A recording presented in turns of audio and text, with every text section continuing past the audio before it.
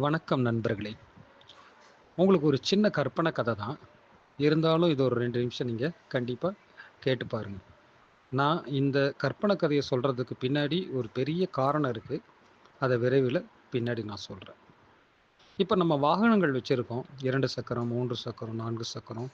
இந்த மாதிரி அனைத்து வாகனங்களும் ஏதாவது ஒரு ஃபியூலை டிபெண்ட் பண்ணி தான் இருக்கும். டீசல், பெட்ரோல், எலக்ட்ரிக்கல் அந்த மாதிரியான ஒரு எனர்ஜி.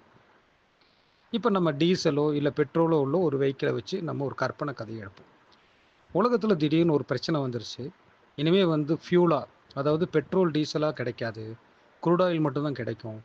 நீங்களே அந்த குரூட் ஆயிலை ரெஃப்ரெஷ் பண்ணிவிட்டு உங்களுக்கு என்ன மாதிரி வேணுமோ அந்த குரூட் ஆயிலேருந்து சீமெண்ணெய், பெட்ரோலு, டீசலு, வேறு ஆயில்ஸ் எல்லாம் எடுப்பாங்க இல்லையா, அந்த மாதிரி உள்ள ஒரு டிவைஸை கண்டுபிடிக்க சொல்லி அந்த டிவைஸை எல்லா வண்டிகள்லையுமே நீங்கள் ப்ரைமரியாக ஒன்று ஃபிட்டிங் பண்ணியிருக்கணும்.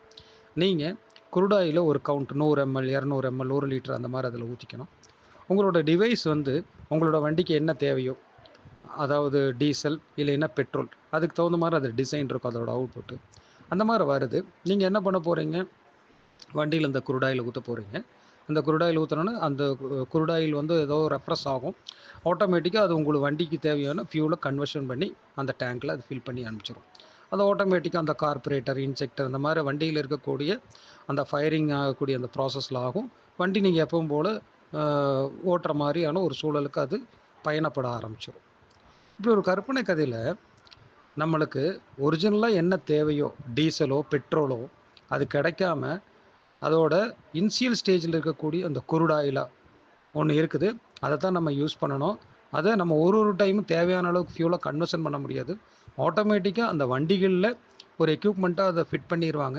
அந்த எக்யூப்மெண்ட் கன்வர்ஷன் பண்ணி நம்மளுக்கு தேவையான ஒரு ஃபியூலாக கன்வர்ஷன் பண்ணி கொடுக்கும். அப்படின்னா இப்போ நீங்கள் நினச்சி பாருங்கள், வண்டி நம்ம என்ன நினைக்கிறோமோ அந்த அளவுக்கான சிறப்பான ஒரு பயணத்தை மேற்கொள்ளணும். அப்படின்னா அந்த குரூட் ஆயில் அப்படிங்கிறத நம்ம அதில் ஊற்றினாலும் அது நம்மளுக்கு என்ன தேவையோ ஃபியூல், அந்த ஃபியூல் அது கொடுக்குற மாதிரி அந்த மெஷின் இருக்கணும்.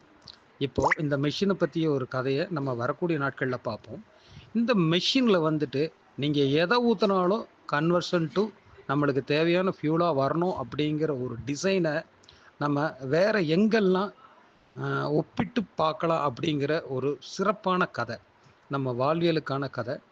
நம்ம நிறைய தேடலோடு வாழ்ந்துட்டுருக்கோம். ஆனால் அதெல்லாம் தேடலுக்கான வாழ்க்கையானு தெரியாமல் வாழ்ந்துட்டுருக்கோம். வரக்கூடிய நாட்களில் நான் வேற ஒரு தகவலை சொல்கிறேன். ஆனால் இந்த கதை இன்னும் தொடரும். நன்றி.